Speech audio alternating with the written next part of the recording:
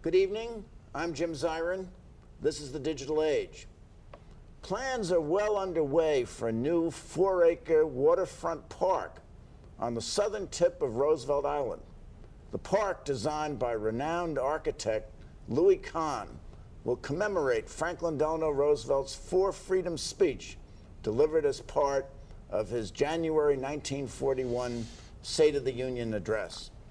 And here to discuss the park with us is Ambassador William vanden Heuvel. Bill vanden Heuvel is the guiding spirit of the park, and he knows more about what's going to happen there than almost anyone I know. Bill, welcome. Thank you very much, Jim. Now, glad to be here. Bill, you've had a remarkably successful career as a lawyer and a businessman, a United States ambassador. Whatever possessed you to get involved with the park project? Franklin Roosevelt was always the most important political figure that I could relate to. I had come from an immigrant background, and in my family in Rochester, New York, the mortgage moratorium, the unemployment insurance, Social Security, closing of the banks, all of those were very personal experiences. And then when the war came, my parents, having come from Holland and Belgium, very much identified with Roosevelt too, as a commander-in-chief. I went to his funeral as a young boy, hitchhiking from Rochester, New York, just to be at Hyde Park in April 1945. And then I came to know Mrs. Roosevelt quite well in the politics of New York, where she was a major force in the reform movement of the Democratic Party. And I traveled with her somewhat. So to me, Franklin and Eleanor Roosevelt represented the political values that I wanted to be identified with in my lifetime. Arthur Schlesinger and I brought together all of the Roosevelt institutions in 1982, and I was chairman of that for 25 years. And then as a final career cap, I thought we should build the Four Freedoms Park. It was pledged in 1973 when Nelson Rockefeller was governor, John Lindsay was mayor. There was a great clamor for a public monument to Franklin Roosevelt. The New York Times had a series of editorials. And so it was decided to rename Welfare Island for Roosevelt, so that's what Roosevelt Island. Louis Kahn, one of the great architects of the 20th century, was chosen to be its architect. And then we hit a perfect storm. Nelson Rockefeller was elected vice president, or chosen to be vice president, left for Washington. Louis Kahn died suddenly as he just completed the work in 1974. And the city of New York went into bankruptcy practically. So there's been this hiatus of 37 years. And 5 years ago, Louis Kahn's son, Nathaniel Kahn, did a terrific documentary called My Architect. I think it may have won the Academy Award. And it aroused a great deal of interest in this project. There's no Kahn work in New York City. There's no Roosevelt Memorial in New York State.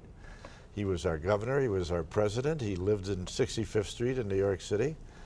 So it all came together. He's a New Yorker, very much a New Yorker. Now, the inspiration for the park, of course, was Roosevelt's Four Freedoms speech. Right. And let's hear FDR deliver that stirring speech as he did in January 1941.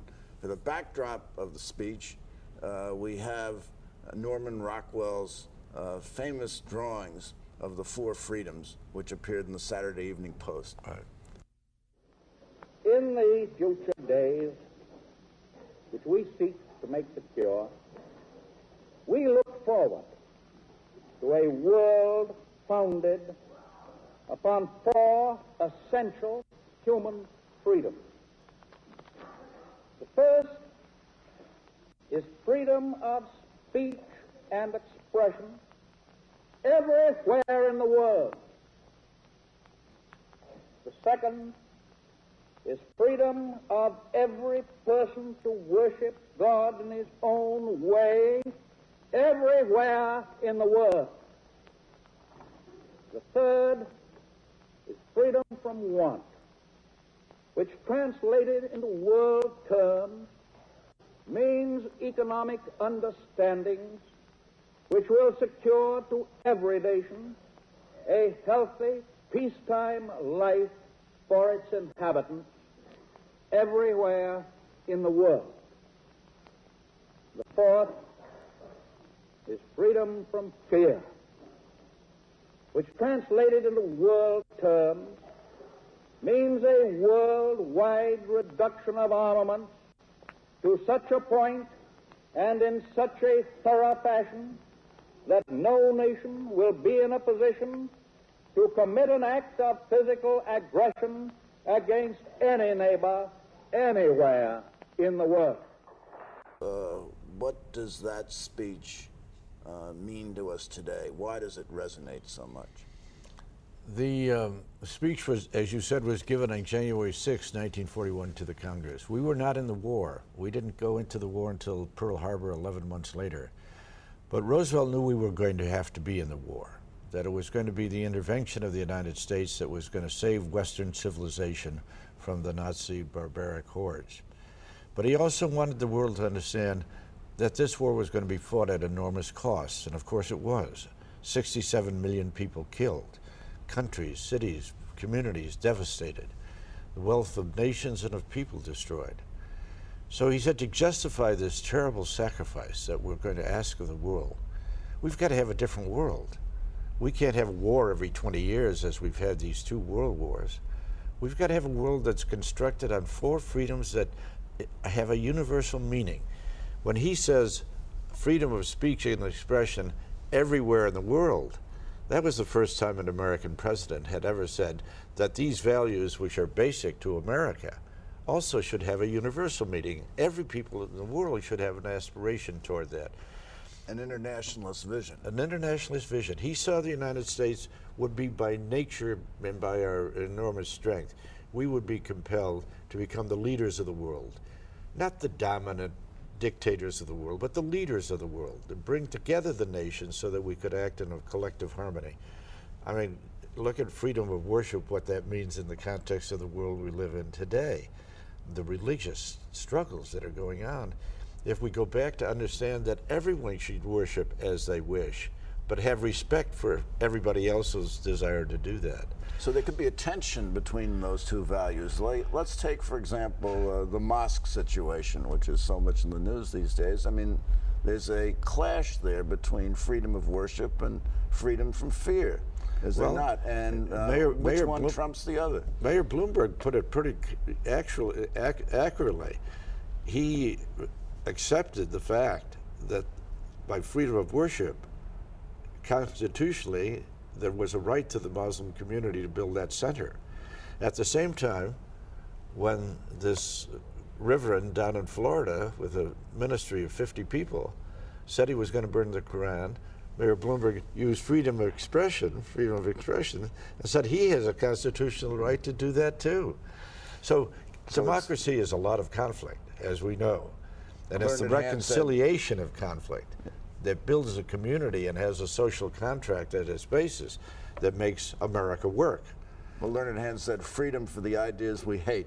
Yes, exactly. So, but how do you resolve that conflict in the context of the mosque? I mean, what would Roosevelt have done?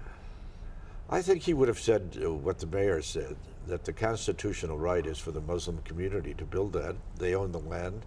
I mean, if you respect private property, you have to respect that context.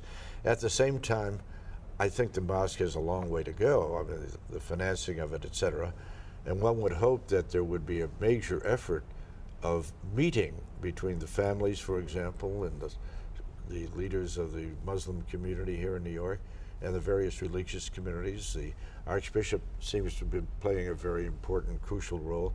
I'm sure there's a lot going on behind the scenes to see if all of this can be resolved in a context of respect for the 9/11 victims, and at the same time, a reassurance of religious worship in our community. Now, going back to the Four Freedoms speech, he went beyond the Bill of Rights, didn't he? Because certainly speech and religion are in the Bill of Rights, but then he went on in talking about economic freedoms, freedom from want, and freedom from fear, which is, I suppose, personal security and arms reduction. And it was really, there was quite a lot for the ages in what he had to say. That was a dramatic, direct move out of the isolationist of America to the internationalist America. And freedom from fear, the United Nations was an important part of that. You know, the United Nations is the only organization in the history of the world that every nation has been a member of. Now, with all of its weaknesses and that are obvious, because it still remains an association of governments that control it, nevertheless, the UN is an opportunity for the world to come together and to effect peace and to control violence. In terms of freedom from want, Roosevelt saw this America bursting loose with this great productive capacity, and saw the world's capacities also enlarged, and said, we now have the resources and the technology. We need the will to eradicate pestilence and disease and starvation. We can do it, but we have to have a commitment as a world to do it, and the Four Freedoms is the structure of that. And that, you know, Arthur Schlesinger used to say that the world we live in is Franklin Roosevelt's world. It's the world of liberal values as expressed in the Four Freedoms. Winston Churchill was a very great man and a very great war leader. But the world that Churchill lived in and aspired to was the restoration of empire. The world that Stalin and Hitler talked about was the world of totalitarianism. It was Roosevelt who spoke about liberal democracy and its values, and those four freedoms are the basis and the genesis of those values. Now let's get back to the park, if we can. The park points geographically toward the UN complex on the East River in Manhattan. And there's a connection between the Four Freedoms and the UN, is there not? It certainly is. You know, Roosevelt is the founding father of the United Nations. Eleanor Roosevelt regarded as the most important work of her public life the Universal Declaration of Human Rights, which extends the values that the president was talking about into a document that was adopted by the world. Again, a miracle that the Universal Declaration of Human Rights should have been adopted in 1948. So Roosevelt understood that there was going to be, and then unfortunately the Cold War shook up the possibilities of the UN. But we're back now in a place in history where we could make the UN more effective. That was Roosevelt's hope. He was not Dr. Pangloss. He understood the realities of the world. He understood how tough those things would be. But he saw the UN as part of the structure of international governance that could help us avoid war. And he was the father of nuclear age. And so he understood that we would have to have the cooperation of the world to control nuclear weapons. Now, we see the United Nations playing a constructive role in that. And then the park is really one of the most beautiful sites in New York. I mean, it's undeveloped sites. It'll take 2 years to build it. We're there. The construction has begun. The mayor and the governor came out just recently to watch the barges come up the East River with 24 extraordinary granite blocks, each weighing 36 tons, that were deposited on the tip of the island and that will be the foundation of Louis Kahn's great design. So you're going to have one of the most beautiful parks in New York. It's going to be an interactive park. And you're going to have an internet. That's what entitles me to be on this program. No, that that's the not what digital entitles age, you to be on this program, but the digital age is relevant. The National Endowment of the Humanities has worked with us. Kathy Sloan is one. We've had wonderful volunteer help. Sally Menard, Gina Pallara, Kathy Sloan, Toby Roosevelt. But in any event, we are going to digitize the park. And it's going to be a history. It's going to be a history classroom. So I go there with my iPad and go there with your iPad, and you can have access to the whole Roosevelt era. For example, there are 2 LAs of trees, and adjoining those LAs are magnificent granite blocks, 6 foot by 3 foot, that we're inviting. There's 130 of them, and we're inviting people to acquire them. And they can put their name on them and then choose an event of the Roosevelt era. John Whitehead, for example, chose June 6, 1944. D-Day. D-Day, because he was in the invasion of D-Day. He landed in Europe on that day. So when you come with your iPod and you point to that, you are going to get the history of D-Day, the graphic, oral, visual history of that day. And we're going to have over 100 points in the park, so it'll be a history classroom. You'll know who Franklin and Eleanor Roosevelt were. You'll know the key personalities of the Roosevelt era. You'll learn the great leadership, the military leadership of the Second World War. You'll have all of the Congressional Medal of Honor winners of the Second World War listed. You'll understand the New Deal. You'll understand the mortgage moratorium, the closing of the banks, the SEC. You'll have the history of all of that. People have forgotten Joseph Kennedy was the first chairman of the SEC, right? Made a major step forward in terms of the regulation of Wall Street. So you have the Wagner Act. You have Social Security. I spoke at Hyde Park just recently on the 75th anniversary of Social Security, August 14th. Social Security is one of the most important programs of social justice that have ever been accomplished in the world. 85% of Americans think it's the best program that's ever been involved with the government. It changed the nature of America. When Roosevelt came to power, the most impoverished segment of the population were the seniors. Unemployment was 25% in the country. Seniors couldn't get jobs. They had no IRAs, they had no pension systems in those days. I remember as a boy the poorhouses in Rochester, New York, which were populated by the seniors. Social Security changed all that. So I think when people get a sense of that history, they'll see their own world differently. They'll understand the great cost of World War II, the heroism, as Tom Brokaw called it, the greatest generation. Yes, and there will be links provided for those who want to do serious scholarship. Absolutely. Isn't that right? Now, the heart of the project is something called the garden, which Kahn designed. Yes. What's going to happen in the garden? Well, it's going to be the site of public events. I mean, those who are fortunate to live on the island, the residents of Roosevelt Island, will have constant access to it. And then the garden leads to the room. Leads to this beautiful room that has Open air room. Open actually. air sort of has aspects of Stonehenge, which will have, it's the Four Freedoms. That's where the Four Freedoms will be written and stated. And I think when people go into that room, they'll find it a very significant spiritual experience almost. Yes. Now, when will the project be completed, and how much have you raised, and how much do you have to go? The project is costing $50 million. 5-0. 5-0. We've raised $42 million, which is an astonishing that's great. number. It's a partnership between the state and the city and the private sector. Governor Patterson has been a superb supporter of it, as has the mayor and Congresswoman Maloney and Jessica Lappin and Micah Kellner, all the local officials, the borough president of Manhattan, Scott Stringer. So we've raised $42 million. We began construction in March.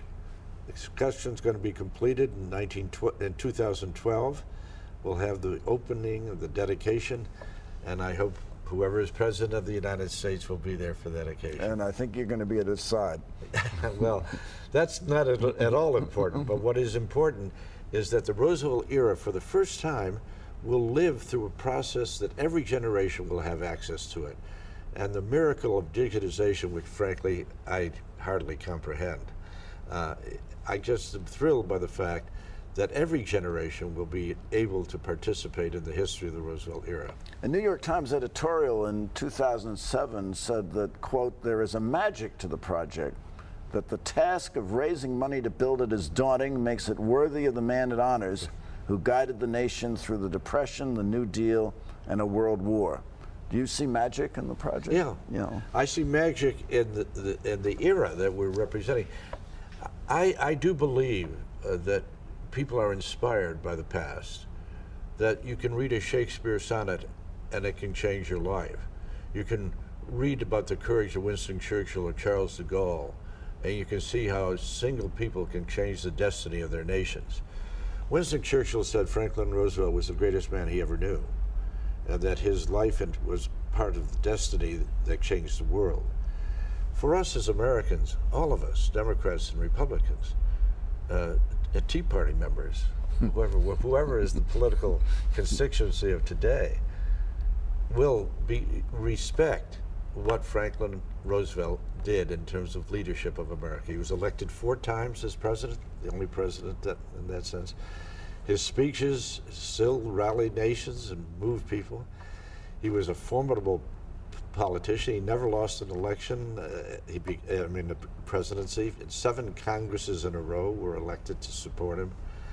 He used the radio, which was the communications vehicle of his time, to reach the American people in a way With fireside chats. Yes. That was a dramatic change in how people viewed the presidency. Yes. And he gave the presidency a positive role in the restructuring of the country and helping people.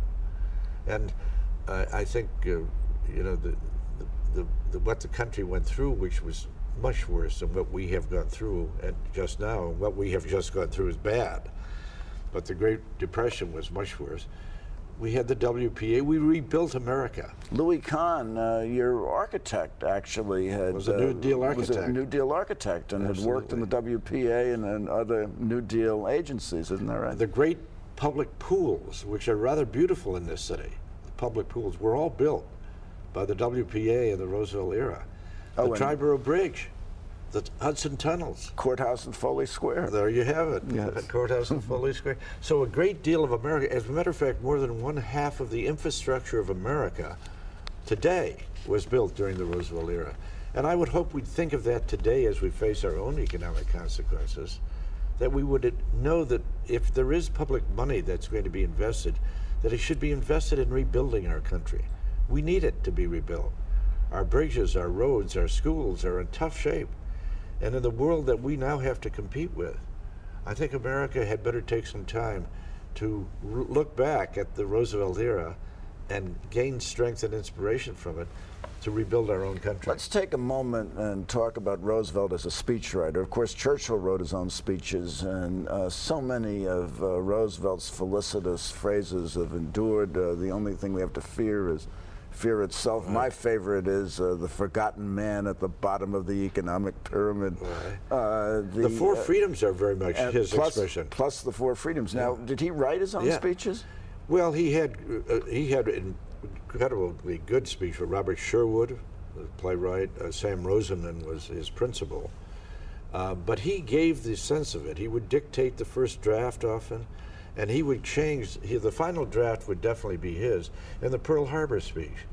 The day that will live in infamy. That is his phrase. We have the original of it at the library, at Presidential Library in Hyde Park, where he strikes out something like a day that was terribly harsh for America, a day that will live in infamy. And everybody remembered that phrase. So he was a person who had a commanding sense of the English language and spoke, unlike Churchill, who spoke in Shakespearean rhetoric and love it. I love it. But Roosevelt spoke much more simply and much more directly in terms of American audiences. The rhetoric is so important, isn't it? Much more so than the policy. I mean, Reagan could have said the wall should be taken down, but he said, take down that wall, right, Mr. Gorbachev, and it lived. Reagan had a great sense of rhetoric and political speech. And he was a great admirer of Roosevelt. Absolutely. I met with him once just before he left office to ask him to do something in relationship to Roosevelt. He said, of course I will. I voted 4 times for Franklin Roosevelt. He was the greatest president of this century. And Mrs. Reagan has always been very defensive of the Roosevelt legacy. When there was a move to substitute and put President Reagan's face on the dime, Mrs. Reagan announced, no. Ronnie would not have wanted that. This belongs to Frank. By the way, it should be mentioned, the fact that Roosevelt was stricken by polio at the age of 39, so that he became a paraplegic and could never walk again and could never stand alone without the assistance of others, is, I think, an extraordinary mark of his personal courage. He never complained. You read the memoirs of people around him, they were totally unaware or didn't talk about his disability, although he didn't conceal it. But the fact that he had that makes him a special icon to the disability community. I've talked to people who have read, as a matter of fact, our Governor Patterson, who has the disability of near blindness, said that he had been thinking of dropping out of Columbia University when he was a student. And the professor gave him a biography of the president related to disability. And he always remembered that and took courage from it and went on. So Roosevelt has a meaning at many, many different levels of our social. And as a speaker and as a politician, he was superb. Yes. What advice would Roosevelt give to the President of the United States today?